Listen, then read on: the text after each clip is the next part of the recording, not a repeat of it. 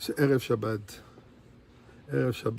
Matot, Masai, pour nous en hors d'Eretz Israël, en Eretz Israël, juste la paracha de Masai. Et d'ailleurs, on se rejoint cette semaine, on est sur la même page, comme pour dire, entre Eretz Israël et les Juifs hors d'Eretz Israël.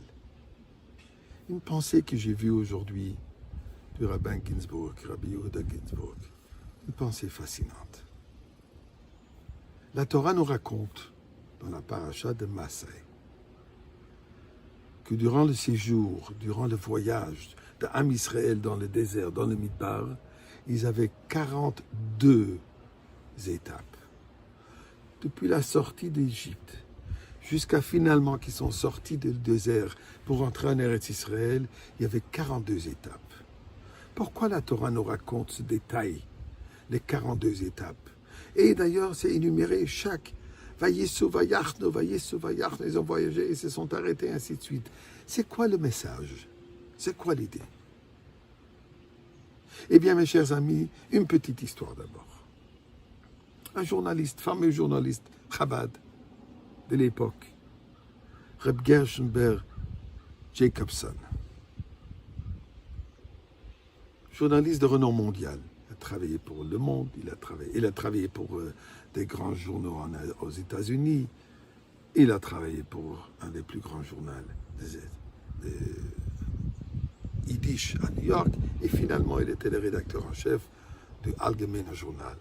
Le père des deux frères très fameux, Reb Simon Jacobson, et son frère Rabbi Yosef Yitzhak Jacobson, ce qu'il appelle aujourd'hui Y.Y. Jacobson. Par le fait qu'il était journaliste pour toutes sortes de journaux, israéliens comme américains, il avait l'opportunité d'arriver des endroits, de voyager des endroits où personne d'autre pouvait arriver. Ainsi que dans des pays arabes, ainsi qu'en Russie de l'époque. Au retour d'un voyage qu'il a fait en Russie, où il a eu l'occasion de rencontrer les Juifs à l'époque, les Chassidim qui se retrouvaient encore sous cette dictature communiste. Il revient chez le rabbi et une nuit entière, il raconte au rabbi ce qui se passe là-bas. La souffrance des Chassidim, leur emprisonnement, le manque de nourriture, le manque d'opportunité de vivre une vie juive. Chaque moindre chose mignonne, c'est avec un danger. Des enfants qui sont fermés dans des armoires pour ne pas devoir aller aux écoles non juives, qui ne voient pas la lumière du jour, se trouvent dans des placards durant toute la journée, pendant des années. Et le Rebbe est assis en train d'écouter et de pleurer, verse des larmes sans arrêt et veut en savoir plus. Pendant 4 à 5 heures. À un certain moment, au lever du jour, le Rebbe se lève de sa place, se rapproche de la fenêtre, ouvre le rideau, et tout à coup il s'exprime. Ah, en yiddish, un neuer Tag, une nouvelle journée. Là, Gershonberg a compris que le Rebbe l'annonce, il y a une nouvelle journée qui arrive. Et effectivement, une nouvelle journée s'est annoncée.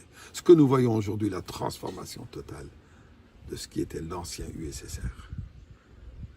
Qu'est-ce que ça nous apprend? À savoir, nous sommes dans un voyage. Nous avons les 42 étapes. Ça fait 2 millénaires qu'on est en exil. Depuis la création du monde que Dieu a dit, l'esprit de Mashiach est déjà planté. L'esprit de Mashiach est déjà présent, il faut juste le dévoiler. Nous sommes sur ce voyage. C'est un voyage qui est difficile. Il y a des clôtures, il y a des montagnes, il y a des difficultés. Et nous vivons aujourd'hui des moments très durs. Nous avons peur d'un retour de ce virus qui est en train de nous transformer la vie entièrement. À savoir que cette transformation, c'est plus qu'un nouveau jour qui s'annonce. Un neuer Tag, une nouvelle journée, la journée de la Géoula. C'est ce qui s'annonce. malgré les difficultés de ces voyages, 42 étapes, 40 ans dans le désert, des difficultés. Mais, Matot, toutes les tribus ensemble, Massa et ce voyage, on arrive à quoi? Chazak, Chazak, Venitrazek. Il faut tenir fort. Il faut se renforcer soi-même. Il faut retrouver les forces intérieures que nous possédons, que ce moment de quarantaine nous amène à retrouver.